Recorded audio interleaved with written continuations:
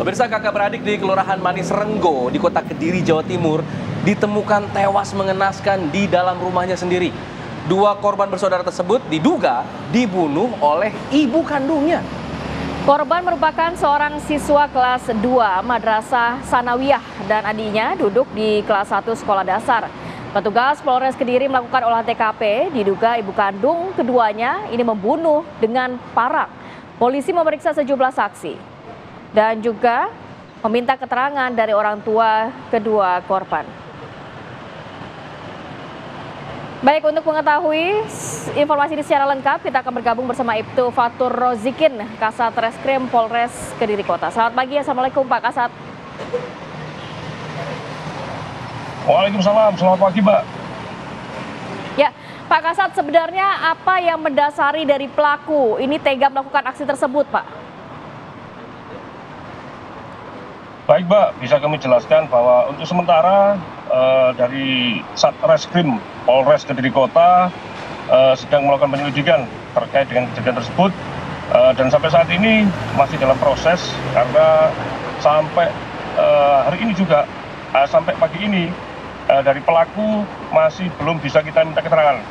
Namun demikian kita mendapatkan hasil atau informasi dari penyelidikan tersebut bahwa yang bersangkutan memiliki rekam jejak atau rekam medik terkait dengan gangguan kejiwaan. Demikian, Pak. Informasi apa yang didapat dari bapak korban atau suami dari pelaku ini, Pak, mengenai kejadian tersebut? Awal mula terjadinya pembunuhan terhadap anak kandung mereka. Jadi kami sampaikan, Mbak, Mas ya. Jadi untuk kronologis kejadian berawal dari kami dari Satreskrim Polres Kediri Kota mendapatkan informasi dari masyarakat atau laporan dari masyarakat pada hari Selasa tanggal 3 September 2024 sekira pukul 04.00 bahwa telah terjadi dugaan tindak pidana kekerasan terhadap anak yang kemudian dari Satreskrim Polres Kediri Kota melaksanakan olah TKP dan dari hasil olah TKP tersebut kami mendapati bahwa ada dua korban kekerasan terhadap anak dengan korban yang pertama usia 14 tahun, untuk yang kedua usia 7 tahun, yang notabene keduanya adalah kakak beradik. Kemudian dari olah TKP tersebut kita juga mendapatkan barang bukti berupa sebilah parang yang ditemukan di TKP. Dan dari hasil keterangan para saksi, terutama dari suami si terduga pelaku, bahwa yang bersangkutan pada saat kejadian juga ada di TKP tersebut.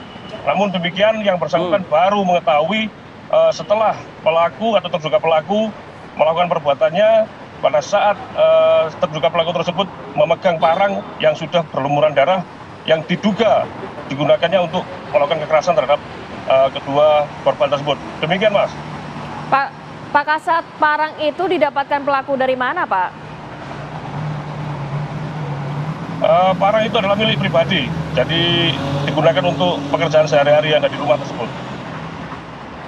Hubungan pelaku dengan suaminya ini seperti apa sehari-hari, Pak? Karena biasanya ketika ada konflik dalam rumah tangga, anak yang kerap jadi korban. Apakah itu salah satu faktor penyebab? Sampai sejauh ini dari hasil penyelidikan kita, untuk hubungan antara terduga pelaku dengan suaminya itu baik-baik saja. Jadi tidak ada permasalahan sama sekali. Memang informasi yang kita peroleh bahwa si terduga pelaku ini setelah melahirkan anak yang kedua ini sudah ada gejala-gejala yang mengarah ke gangguan kejiwaan. Demikian. Tadi Anda mengatakan bahwa pelaku ini pernah menjadi pasien di rumah sakit jiwa begitu ya. Itu berapa lama dan kapan, Pak? Ya, kami sampaikan bahwa terduga pelaku ini pernah berobat ke kejiwaan di salah satu rumah sakit di Kediri itu pada tahun 2022. Namun demikian yang bersangkutan memang kurang tertib untuk melakukan pemeriksaan dan hanya satu kali itu saja. Demikian. Baik, dengan adanya rekam medis seperti itu, apakah ini tetap berlanjut ke arah pidana, Pak? Artinya akan ada hukuman yang kemudian diterapkan kepada pelaku? pasti akan kita terapkan selama yang bersangkutan belum bisa ditentukan apakah yang bersangkutan yang terakhir atau hari ini mengalami gangguan kejiwaan, dan ini masih menunggu hasil pemeriksaan dari dokter psikiater. Demikian. Kalau nantinya akan dibawa ke ranah hukum, pasal apa yang akan dikenakan dan pidananya berapa lama?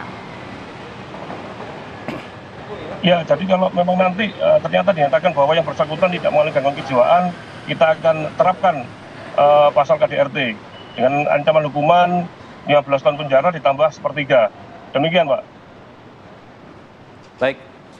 Terima kasih Ibtu Fatur Rozikin selaku Kasat Reskrim dari Polres Kediri Kota sudah memberikan informasi kepada kami di Apa Kabar Indonesia Pagi.